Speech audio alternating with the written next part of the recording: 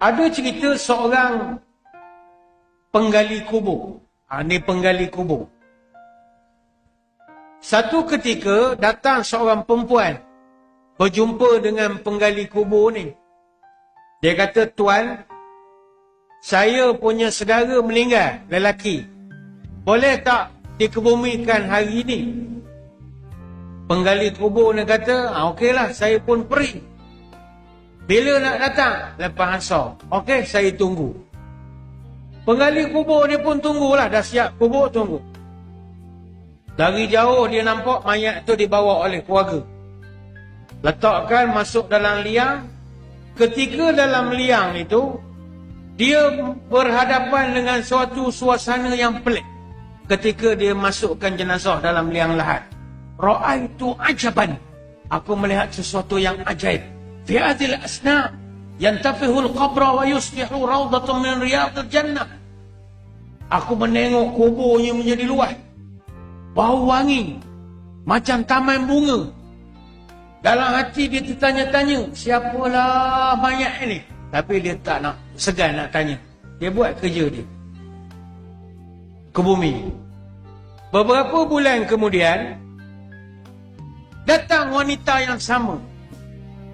Dia kata kepada penjaga penggali kubur, "Ada saudara saya seorang lagi meninggal. Boleh ke bumi?" "Boleh. Lepas so saya tunggu."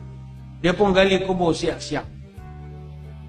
Peristiwa yang sama berlaku. Bila mayat sampai dia masukkan, jadi lagi peristiwa yang sama. Akhirnya dia tak boleh tahan. Dia tanya juga kepada makcik muslimat ini. Sebab dia takut dia halusinasi ke benda ke. Dia tanya, "Madza kana ya'mal hadza wa dha?" Dia kata, "Kak, saya minta maaf.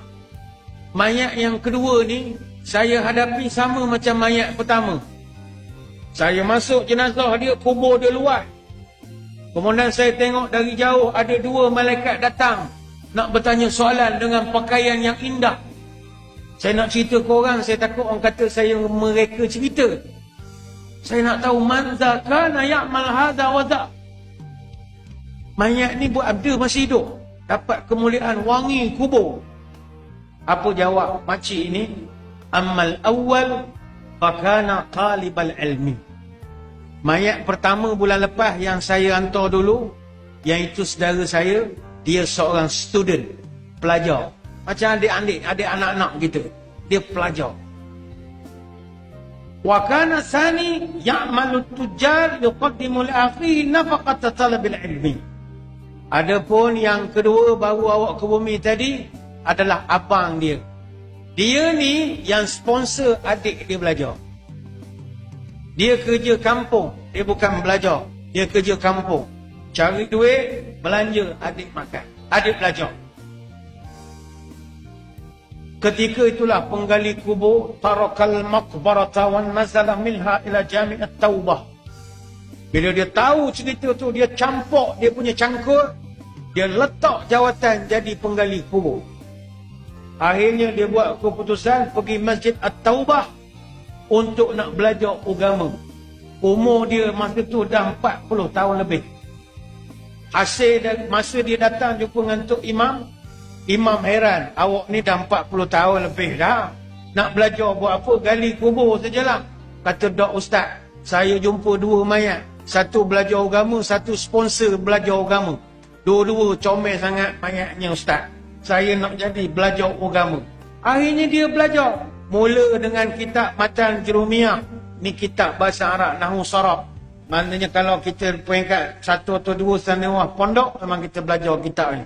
Dia mula daripada bawah. Beralih kitab tinggi, kitab Imriti, Kawab Keduriyah, Mulakhas, Matan Alfiyah. Dia belajar sampai dia jadi ulama besar.